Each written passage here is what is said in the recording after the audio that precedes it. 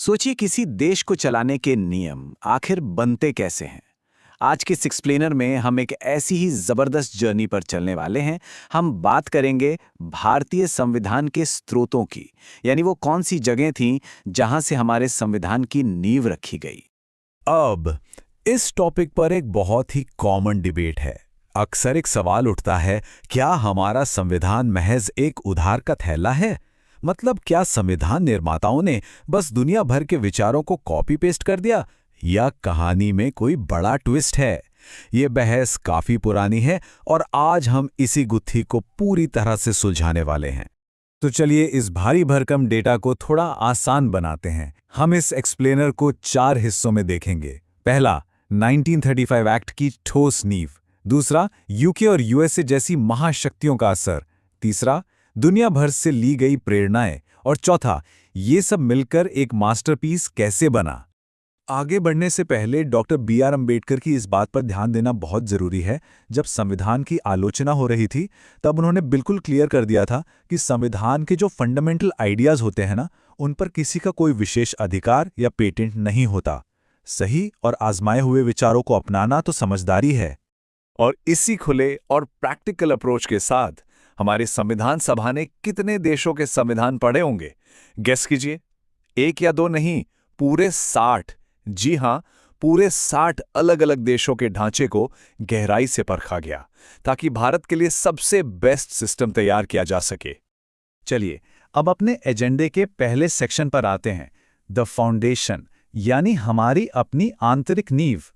भले ही 60 देशों के संविधानों को खंगाला गया, लेकिन जो सबसे बड़ा इम्पैक्ट है ना, वो बाहर से नहीं बल्कि अंदर से आया था। यानी भारत शासन अधिनियम 1935। ये जानकर शायद थोड़ी हैरानी हो कि ओरिजिनल 395 अनुच्छेदों में से 250 से ज्यादा सीधे 1935 के एक्ट से ही लिए गए थे। ये था हमारा असली बेस। और ये इस बात का बहुत ही शानदार सबूत है कि भारत में जो सिस्टम पहले से सुचारू रूप से चल रहा था, उसी को मेन स्ट्रक्चर बनाया गया।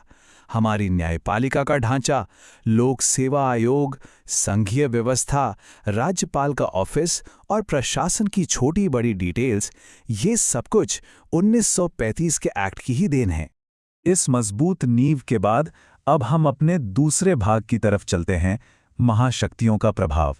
बात करेंगे यूके और अमेरिका की, जिन्होंने शासन के 2 बिल्कुल अलग मॉडल्स दुनिया के सामने रखे।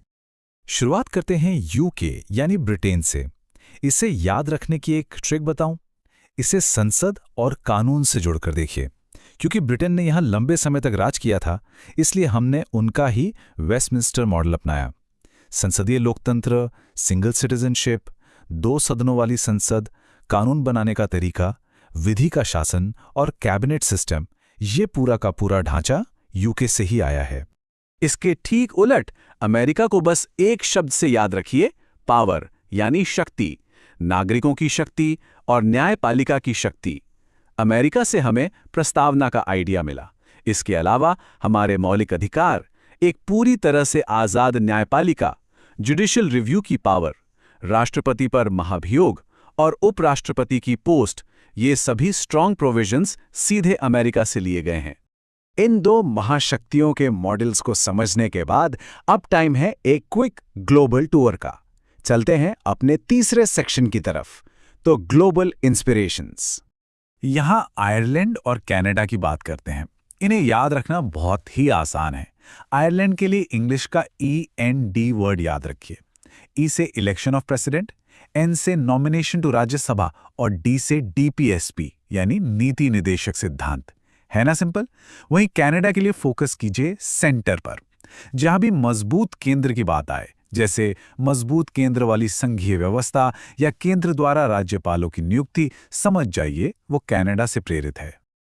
अब इन 4 और देशों पर तेजी से नजर डालते हैं। ऑस्ट्रेलिया से आई व्यापार की आज़ादी और समवर्ती सूची। फ्रांस की ऐतिहासिक क्रांति ने हमें आज़ादी, समानता और भाईचारे के आदर्श दिए। साउथ अफ्रीका से हमने संविधान में संशोधन करना सीखा।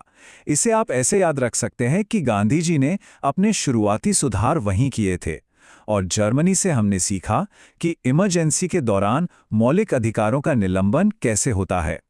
यहाँ एक सेकंड रुकते हैं। ऑस्ट्रेलिया से जो ये समवर्ती सूची आई है, इसका आखिर मतलब क्या है? दरअसल ये एक ऐसी लिस्ट है जिस पर केंद्र और राज्य सरकारें दोनों ही कानून बना सकती हैं। ये देश में शक्तियों को बैलेंस करने का एक बहुत ही ब्रिलियंट तरीका है। इस ग्लोबल टूर को खत्म करते हैं इन 3 देशों के साथ।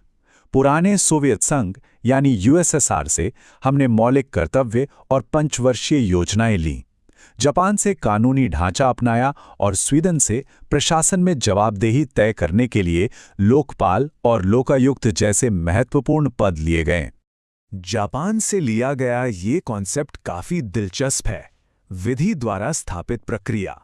इसका सीधा सा मतलब है कि कोई भी कानून केवल तभी वैलिड माना जाएगा जब उसे बनाने में बिल्कुल सही और तय प्रक्रिया का पालन किया गया हो। ये न्याय सुनिश्चित करने का एक बहुत ही सटीक तरीका है। अब हम इस एक्सप्लेनर के चौथे और सबसे अहम हिस्से में पहुंच गए हैं, अ यूनिक मास्टरपीस, यानी हमारा फाइनल वर्डिक्ट। अब इतने सारे देशों से इतने सारे डिटेल्स लेंगे तो एक साइड इफेक्ट तो हो गई है ना। संविधान की भाषा काफी जटिल और कानूनी हो गई। इसी बात पर आइवर जेनिंग्स जैसे जानकारों ने इसकी आलोचना की और इसे वकीलों का स्वर्ग कह दिया। और देखा जाए तो बात गलत भी नहीं है। इतनी सारी चीजों को पिरोने में भाषा थोड़ी भारी तो हो ही गई। लेकिन इन सब बातों के बीच सबसे अहम पॉइंट यह है कि हमारा संविधान किसी स्कूल के असाइनमेंट की तरह महज एक कॉपी पेस्ट का काम बिल्कुल नहीं है। जो भी चीजें बाहर से ली गईं, उन्हें आंख बंद करके लागू नहीं किया गया। भारत की अपनी अलग जरूरतों के हिसाब से उनमें बहुत भारी बदलाव किए गए। हमारे संविधान निर्माता असल में मास्टर आर्किटेक्ट थे, जिन्होंने दुनिया भर के बेहतरीन विचारों को हमारे लिए दर्जी की तरह एकदम फिट करके बनाया। तो इस पूरी चर्चा के बाद एक सवाल जो सच में सोचने पर मजबूर करता है। जब हम अपने संविधान की इन तमाम ग्लोबल जड़ों को देखते हैं, तो क्या ये आपको ज्यादा सार्वभौमिक यानी यूनिवर्सल लगता है, या फिर इन सारे बदलावों के बाद ये बिल्कुल और सिर्फ भारतीय लगता है? सोचिएगा जरूर, और ज्ञान की इस खोज में आगे भी ऐसे ही हमारे साथ जुड़े रहिए।